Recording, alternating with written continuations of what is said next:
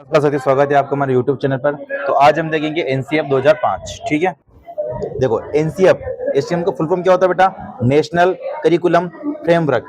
ये बीएसटीसी में पूछते हैं, रीट में पूछते हैं, है ना। नेशनल करिकुलम फ्रेमवर्क, है ना। हिंदी में क्या बोलेंगे? राष्ट्रीय, है ना, पाठ्यचर्या, है ना। ये पाठ्यचर्या रूपरेखा, ठीक है, राष्ट्रीय पाठ्यचर्या रूपरेखा। ये दस्तावेज विद्यालय पाठ्यक्रम में सुधार लाने हेतु अपनाया गया एक सुधारात्मक कदम है ना। जो विद्यालय का जो में पाठ्यक्रम चलता है, सिलेबस चलता है ना, उसमें सुधार लाने के लिए एनसीएफ को लेकर आए।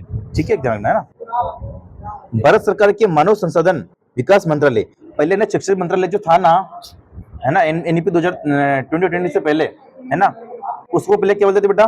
मानव संसाधन विकास मंत्रालय बोलते थे। अब इसको वर्तमान में क्या बोलते हैं? शिक्षा मंत्रालय। क्या बोलते हैं? शिक्षा मंत्रालय, है ना। की पहल पर प्रोफेसर यशपाल की अध्यक्षता में विद्यालय शिक्षा पर पिछले सभी विचारों का अध्ययन किया गया।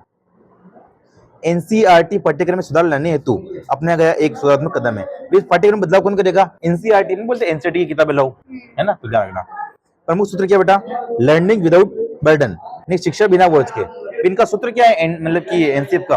कि लर्निंग विदाउट बर्डन, नहीं कि शिक्षा बिना बोझ के। ठीक है, आप ऐसी पुस्तकें बनाओ जिसमें सभी ज्ञान आ जाए, वो बच्चों को सभी किताबें ले जाने की आवश्यकता भी नहीं हो, है ना। पाठ्यक्रम ज्यादा से ज्यादा व्यवहारिक हो। एनसीएफ 2005 के मूल दस्तावेज का आरंभ रविन्द्रनाथ टैगोर के निबंध सभ्यता और प्रगति के एक उदाहरण द्वारा होता है ना। एनसीएफ 2005 में 5 मार्गदर्शक सिद्धांत है। ठीक है, ज्ञान को विद्यालय के बाहरी जीवन से जोड़ना, कि जो हम किताबों में जो ज्ञान पढ़ाएंगे वो बाहरी जीवन में भी उनके काम में आने चाहिए, है ना। पढ़ाई को रटन प्रणाली से मुक्त करना, तो पढ़ाई को भी आदमी रटते हैं, मतलब कि सब चीजों को, तो उनसे मुक्त करना। क्या करना?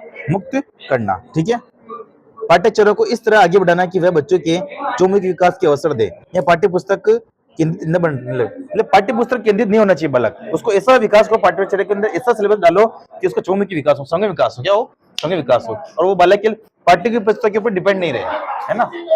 जानना बेटा, है ना।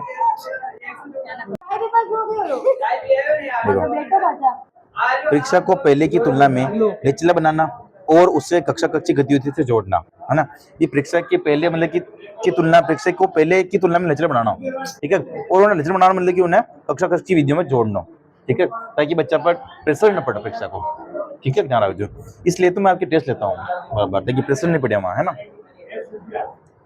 बच्चों का ऐसे नागरिकों के रूप में विकास जिनमें प्रजातांत्रिक व्यवस्था के अंतर्गत राष्ट्रीय मूल्य में अवस्था आस्था हो। ठीक है, पाठ्यचर्या निर्माण के सिद्धांत कही है ना।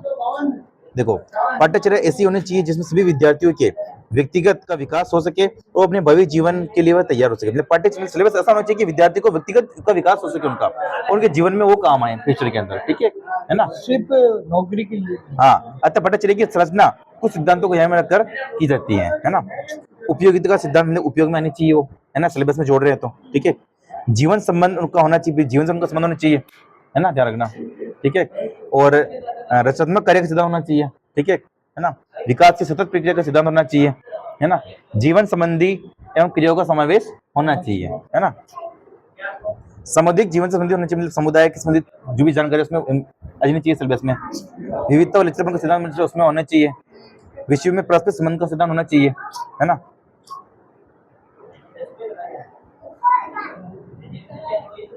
उत्तम आचरण के आदर्शों की प्राप्ति होना चाहिए, मतलब उनमें अच्छा आचरण आए उसमें।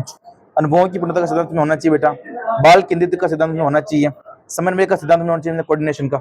ठीक है, खेल कार्य की गतिविधियों में अंतर संबंध का सिद्धांत होना चाहिए, है ना, और आकाश के प्रशिक्षण का सिद्धांत भी उसमें होना चाहिए। ठीक है, तो बेटा ये सिद्धांत उसके अंदर आने चाहिए। किसके अंदर आने चाहिए?